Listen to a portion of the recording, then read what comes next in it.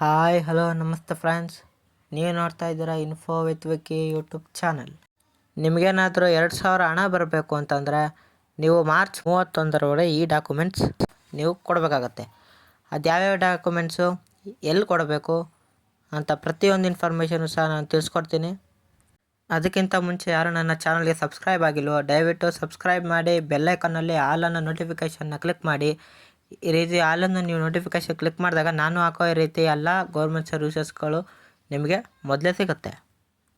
ಹಾಗೆ ಈ ಇನ್ಫಾರ್ಮೇಟಿವ್ ವಿಡಿಯೋಗೆ ಯಾರು ಇನ್ನೂ ಲೈಕ್ ಕೊಟ್ಟಿಲ್ವೋ ದಯವಿಟ್ಟು ಒಂದೇ ಒಂದು ಲೈಕ್ ಕೊಟ್ಟು ವಿಡಿಯೋನ ನೋಡೋಕ್ಕೆ ಶುರು ಮಾಡಿ.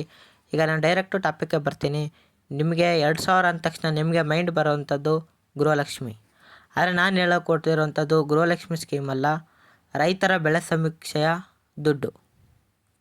ಈ ರೈತರ ಬೆಳೆ ಸಮೀಕ್ಷೆಯ ದುಡ್ಡು ಏನಾಗಿದೆ ಅಂತ ಗೌರ್ಮೆಂಟಿಂದ ಹೊಸ ಅಪ್ಡೇಟ್ ಬಂದಿದೆ.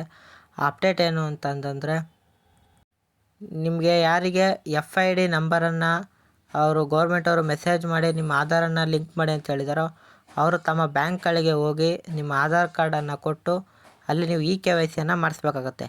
ನಿಮ್ಗೆ KYC ಮಾಡ್ತಾದ್ಮೇಲೆ ನಿಮ್ಮ ಬ್ಯಾಂಕ್ಗೆ ಈ 2000 ಹಣ ಬರುತ್ತೆ. ಮತ್ತು ನೀವು ಗೃಹಲಕ್ಷ್ಮಿ ಅಮೌಂಟು ಒಂದು ಕಂತು ಸಹ ಬಂದಿಲ್ಲ ಅಂತ ಏನಾದರೂ ನೀವು ಕೇಳೋದಾದರೆ ಇದಕ್ಕೆ ಕರ್ನಾಟಕ ಸರ್ಕಾರದಿಂದ ಹೇಳಿರೋದು ಮಾರ್ಚ್ 31ರವರೆಗೂ ವೆಯ್ಟ್ ಮಾಡಿ ಬರುತ್ತೆ ಅಂತ ಹೇಳಿದ್ದಾರೆ. ಮತ್ತು ಯಾವುದೇ ಪೆಂಡಿಂಗ್ ಅಮೌಂಟ್ ಇದ್ರೂ ಸಹ ಮಾರ್ಚ್ 31ರೊಳಗೆ ಕ್ಲಿಯರ್ ಆಗುತ್ತೆ ಅಂತ ಹೇಳಿದ್ದಾರೆ. ನಿಮಗೇನಾದರೂ ಕ್ಲಾರಿಫಿಕೇಷನ್ ಬೇಕು ಅಂತಂದರೆ ಅದೇ ನನ್ನ ಚಾನಲಲ್ಲಿ ನೋಡ್ತಾ ಇರಿ, ನಾನು ಅಪ್ಡೇಟ್ ಕೊಡ್ತೀನಿ. ಆಗ ನಿಮಗೆ ಈಸಿಯಾಗಿ ಗೊತ್ತಾಗುತ್ತೆ ಯಾವಾಗ ಬರುತ್ತೆ ಅಂತ. ಅದಕ್ಕಾಗೇ ಚಾನಲ್ನ ಸಬ್ಸ್ಕ್ರೈಬ್ ಮಾಡಿ ಇಟ್ಕೊಂಡಿರಿ. ಮತ್ತು 7ನೇ ಕಂತು ಯಾವಾಗ ಬರುತ್ತೆ ಅಂತ ನೀವು ಕೇಳೋದಾದರೆ ಈ ತಿಂಗಳೊಳಗೆ 50% ಜನಕ್ಕೆ ಈ ಗೃಹಲಕ್ಷ್ಮಿ 7ನೇ ಕಂತಿನ ಹಣ ಬರುತ್ತೆ. ಮತ್ತು ಮುಂದಿನ ತಿಂಗಳು 1ನೇ ವಾರ ಅಥವಾ 2ನೇ ವಾರದಲ್ಲಿ ಆಲ್ಮೋಸ್ಟ್ ಎಲ್ಲರಿಗೂ 7ನೇ ಕಂತು ರಿಸೀವ್ ಮಾಡಿಕೊಡ್ತೀರಾ ಅಂತ ಕರ್ನಾಟಕ ಸರ್ಕಾರ ಹೇಳಿದೆ.